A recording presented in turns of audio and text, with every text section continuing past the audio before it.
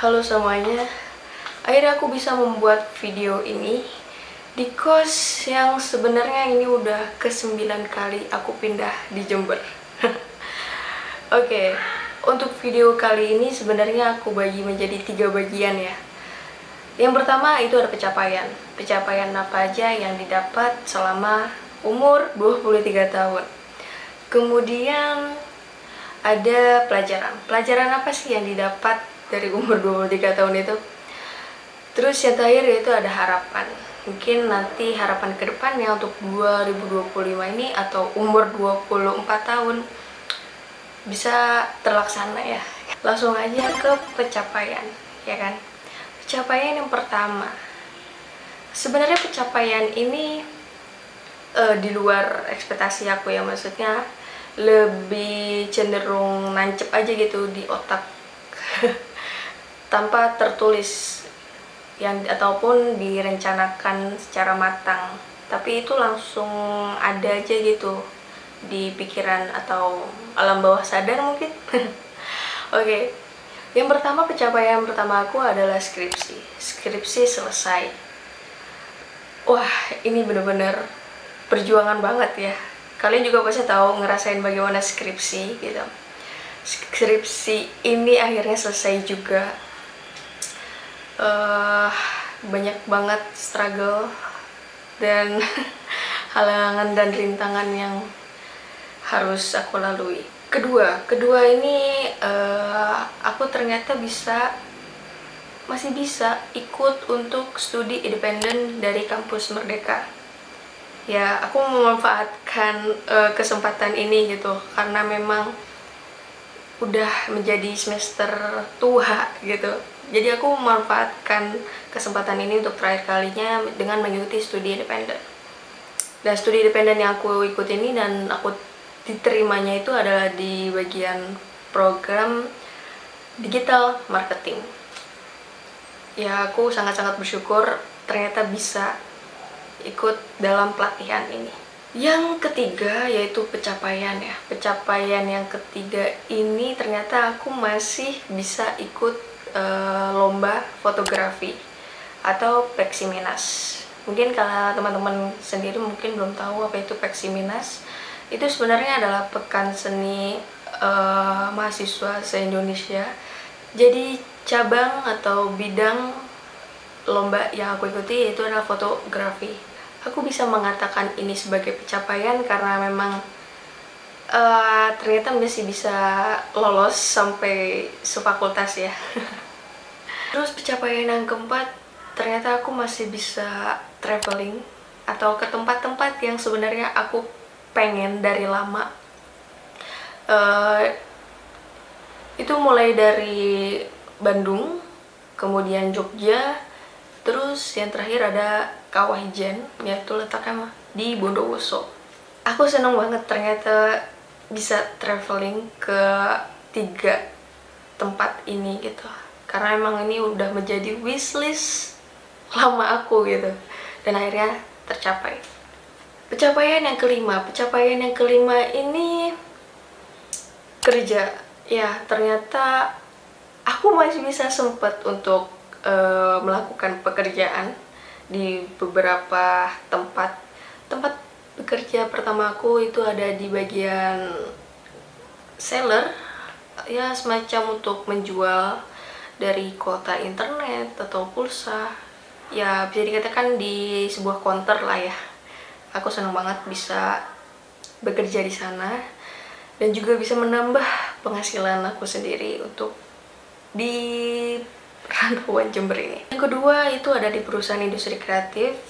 Perusahaan ini sebenarnya perusahaan masih baru, tapi aku tetap bersyukur karena aku banyak belajar tentang dunia medsos. Keenam, pencapaian keenam aku ini sebenarnya berhubungan dengan skripsi ya, karena aku ternyata orangnya gampang bosenan. Jadi setiap pengerjaan skripsi itu aku pindah-pindah dari kafe ke kafe. Ya mungkin seminggu sekali ya, nggak setiap hari aku di kafe, tapi seminggu sekali aku selalu pindah tempat untuk mengerjakan skripsi selain di kos. Jadi ada beberapa cafe di Jember ini sebenarnya bagus-bagus dan juga menarik, dan mereka punya keunikannya masing-masing. Mungkin ada sekitar 10 tempat cafe yang sudah aku jelajahi. Pencapaian yang ketujuh yaitu akhirnya aku bisa ikut pelatihan bahasa ya, atau TOEFL seperti itu. Sebenarnya TOEFL ini masih dikatakan sangat pemula banget gitu, tapi ya nggak apa-apa untuk menjadi sebuah proses ya. Jadi aku ikut pelatihan itu selama mungkin kurang lebih 1 bulan, dan akhirnya hasilnya cukup memuaskan dan memenuhi target gitu. Sebenarnya untuk ikut pelatihan ini untuk persiapan aja sih, untuk inisiatif aku sendiri. Siapa tahu memang itu dibutuhkan kelak nanti, dan ternyata betul itu digunakan untuk syarat kelulusan wisuda aku. Ketika teman-teman lagi pusing untuk mengejar tes TOEFL ini, dan aku sudah mendapatkannya terlebih dahulu, dan aku senang akan hal itu. Selanjutnya, setelah dari pencapaian, aku juga ingin memberikan pelajaran apa aja sih yang aku dapat dari tahun 2024 ini atau umur 23 tahun ini. Aku akan memberinya 24 pelajaran ya. Oke, langsung aja yang pertama. Yang pertama itu ada pantang menyerah. Pantang menyerah ini aku dapetin di skripsi gitu. Ya, skripsi ini emang sangat memakan banyak tenaga, pikiran, dan waktu. Tapi bagaimanapun itu harus dilakukan dan jangan menyerah. Apalagi kalau misalnya nanti ada dosen pembimbing atau dosen penguji yang ternyata mengubah dari isi skripsi itu sendiri yang telah kamu kerjakan. Ya, mau tidak mau harus tetap lanjut dan jangan menyerah dengan skripsi itu. Pelajaran yang kedua, berani untuk nekat mengambil semua kesempatan, tapi 100% di segala hal. Ya, maksudnya ketika kamu mengambil sebuah kesempatan, kamu harus memberikan 100% dari kinerja kamu gitu. Jangan kamu bagi-bagi setiap hal itu. Kayak misalnya 50%, 20%, 10%. Jangan seperti itu. Tapi kalau bisa, itu kamu berikan 100% ke semua kesempatan yang kamu ambil. Karena kamu telah nekat dan berani untuk mengambil kesempatan itu. Ini sangat-sangat aku dapatkan ketika aku mengikuti pelatihan digital marketing di MSIB. Pelajaran ketiga yang aku dapat yaitu jangan mudah tersinggung atau jangan baper sih istilahnya untuk menjadi profesional. Dari kegiatan MSIB itu sebenarnya awalnya adalah bentuknya profesional gitu.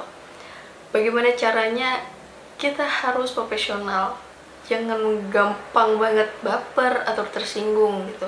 Harus kerjaan itu selesai dan sesuai dengan job desk yang diberikan. Pelajaran yang keempat yaitu harus tahu batasan diri. Ya, aku mau ngingetin ini juga sangat-sangat penting gitu, harus tahu batasan diri. Bagaimana kamu sebenarnya kemampuannya sampai mana gitu. Dan juga ini berhubungan dengan fisik dan juga mental kamu ketika kamu melakukan sebuah kegiatan gitu. Jangan sampai nanti kayak aku sendiri itu jadinya kesannya terpaksa gitu. Harusnya itu kan menjadi keinginan aku sendiri gitu, memotivasi aku untuk mempelajari banyak hal. Tapi ujung-ujungnya jadinya memaksakan diri dan terjadilah burnout. Jadi aku harap kalian bisa tahu batasan diri kalian di mana.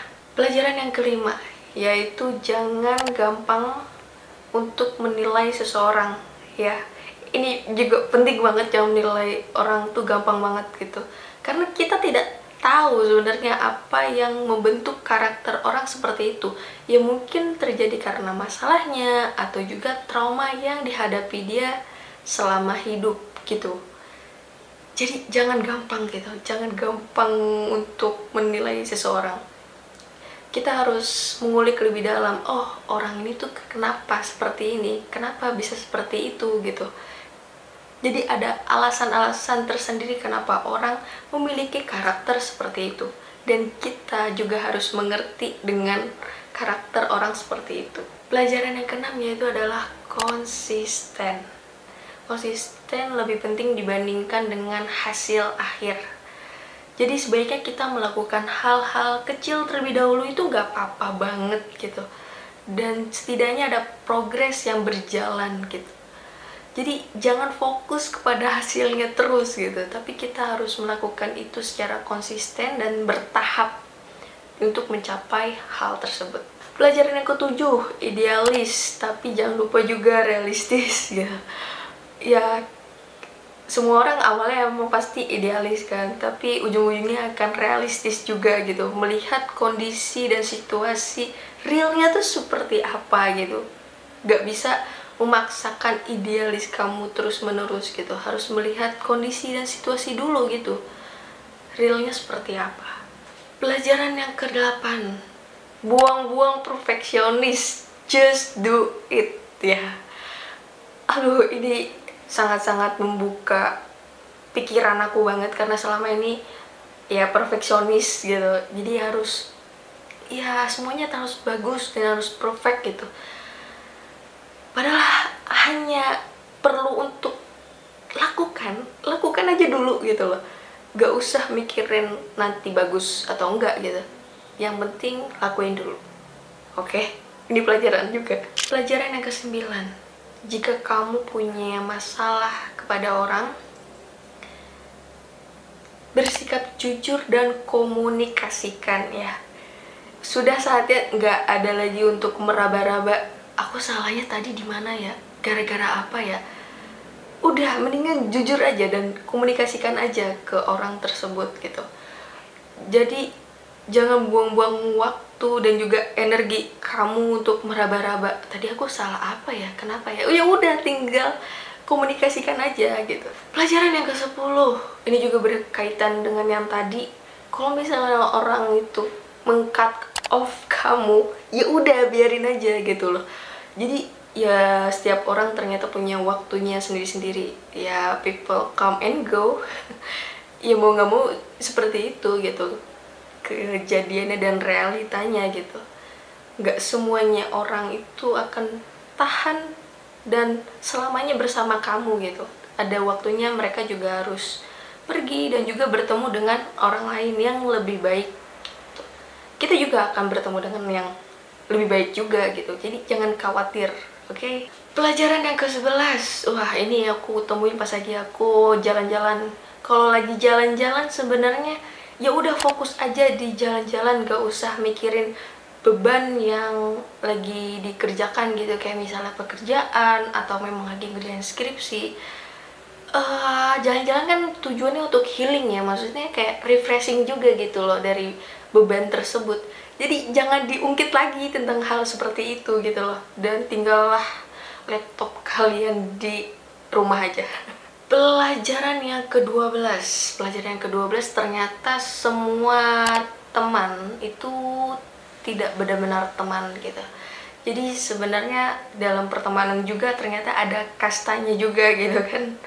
Mana ternyata yang benar-benar real temen beneran, dan juga ya cuma sekedar kenalan aja sih sebenarnya, tapi malah dianggap teman gitu. Jadi kalian harus bisa ya filter lah ya untuk menyaring teman yang beneran kalian tuh yang mana. Jadi gak usah mikirin kayak teman tuh harus banyak, kayaknya itu udah gak relate lagi sih. Udah semakin berumur gini ya, jadi teman yang dikit itu juga gak apa-apa dan malah justru berkualitas gitu. Pelajaran yang ke-13, bersikap bodoh amat itu penting juga. Sebenarnya banyak yang penting ya, tapi ada kalanya juga kalian harus bersikap bodoh amat gitu, nggak peduli dengan ya orang mau komentar apa gitu kepada kita gitu, karena memang dari kita sendiri yang ngelakuin hal itu, dan mereka hanya berkomentar aja tanpa mengetahui progres yang dilakuin apa aja gitu. Ya udah, bodoh amat aja dengan perkataan mereka. Pelajaran yang ke-14, keep it touch, make it simple.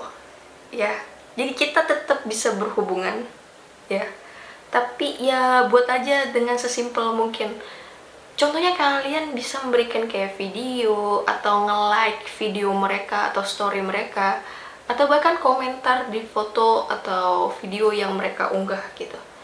Itu juga udah menjadi apa ya, hubungan pertemanan yang sehat aja gitu. Nggak harus tiap hari ngechat gitu. Itu juga penting dan bisa dilakukan.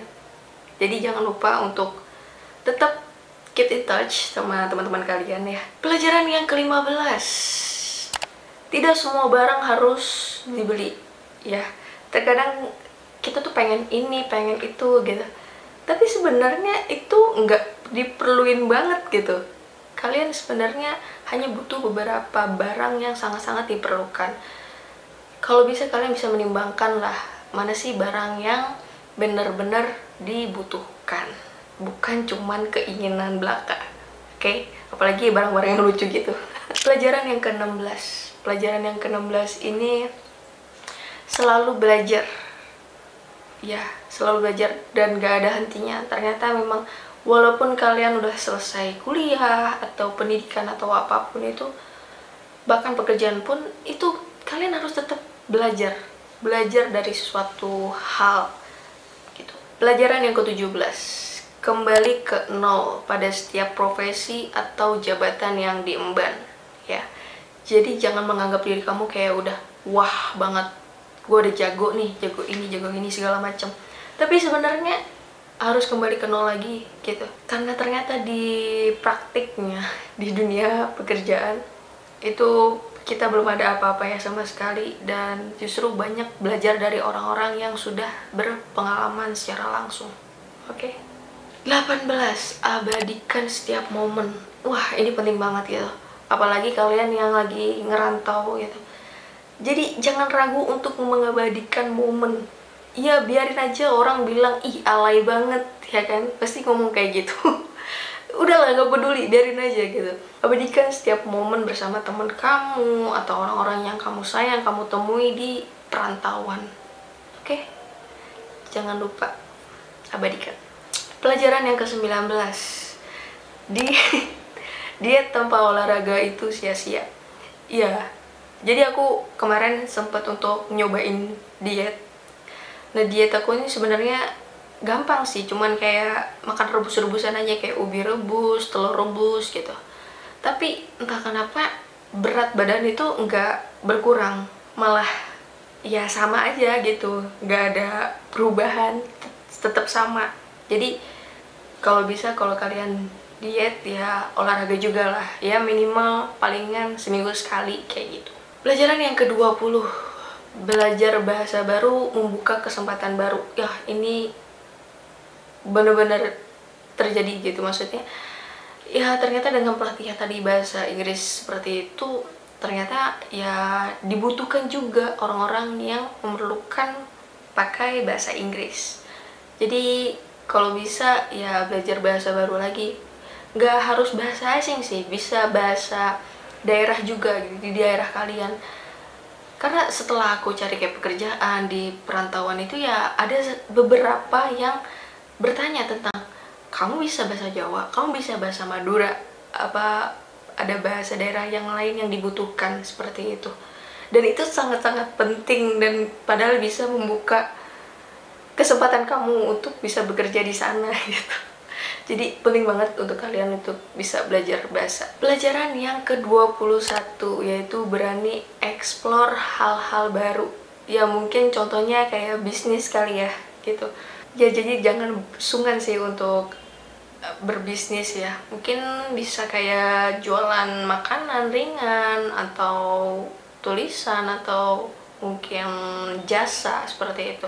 Aku sendiri coba hal itu dengan membuka jasa fotografi. Ya alhamdulillahnya teman-teman aku ini ada yang percaya dengan kemampuan aku untuk foto wisuda mereka gitu. Selain itu juga aku lagi mau membuka jasa untuk menyewakan tempat penitipan barang seperti itu, tapi masih belum berjalan dengan konsisten gitu, sayangnya. Coba aja nanti bisa dikonsisten, jadinya lebih grow up lagi. Jadi jangan sungkan dan jangan ragu untuk memulai dan juga explore hal-hal baru. Pelajaran yang ke-22, nggak apa-apa banget pakai baju yang itu-itu aja gitu. Sumpah gak apa-apa gitu. Gak harus kayak ngikutin tren atau fashion, atau kalian kayak FOMO gitu kan. Ih, dia udah pakai baju itu, pakai celana itu, fashionnya kok bagus banget, mau ngikutin lah gitu. Tapi sebenarnya yang paling penting itu adalah, untuk fashion yang paling utama adalah kenyamanan sih. Jadi yang paling utama itu adalah kenyamanan ketika kamu memakai baju itu gitu. Oke? Biarin aja mereka ngomongin, ih bajunya kayak gitu-gitu aja. Hey, ada teknologi yang bernama mesin cuci. Kalau nggak mau nyuci, itu ada laundry.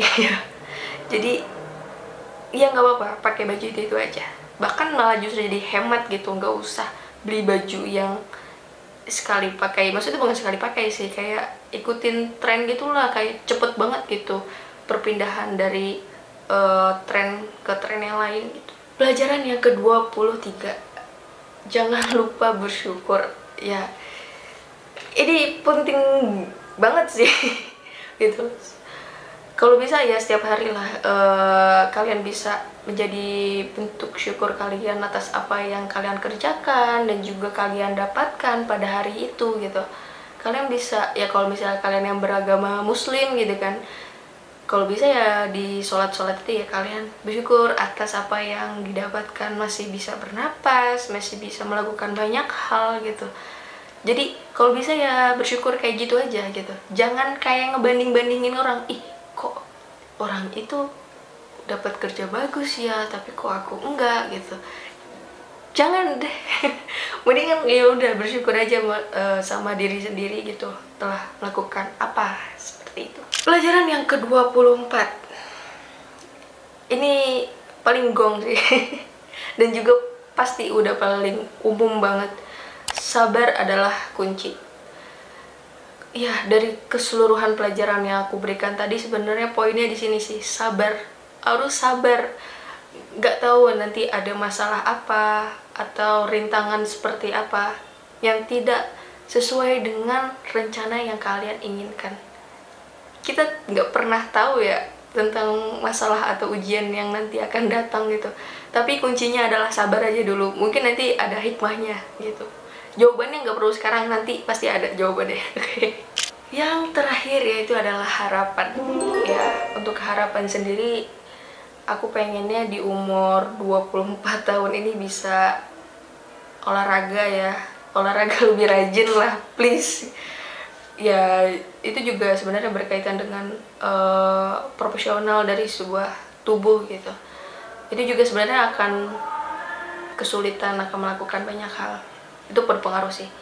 Terus yang harapan yang kedua itu makanan-makanan sehat. Jadi jangan terlalu sering kayak makan junk food atau kayak seblak lah, basreng. Itu sebenarnya gak sehat. Jadi kalau bisa makan buah-buahan atau ya real food lah gitu. Terus juga aku harap aku nggak overthinking lagi. Aduh, ini susah banget gitu. Dari kemarin tuh orangnya overthinking terus gitu aku sendiri. Jadi aku harap akan berturun di umur ini 24 tahun ini. Terus apa lagi ya? Harapannya itu aku bisa lebih banyak berkarya lagi di tahun ini gitu. Jangan sungkan untuk membuat foto atau video seperti ini, dan lebih rajin ya untuk upload di media sosial seperti itu, karena emang eranya udah digital banget ya. Dan juga membangun personal branding. Harapan terakhir aku mungkin ya ingin mendapatkan pengalaman sebanyak mungkin ya. Pengalaman dari bidang ini mungkin dari foto, video, copywriting, atau tulisan yang lainnya. Pengen lebih banyak pengalaman aja sih. Jadi itu dari video ini. Terima kasih banyak untuk kalian yang sudah menonton video ini, dan kalian bisa menerapkan apa aja pelajaran yang aku dapatkan selama tahun 2024 dan juga umur 23 tahun. Jika kalian suka dengan video ini, kalian bisa like dan juga komen di bawah. Kira-kira pelajaran apa yang paling relate buat kamu?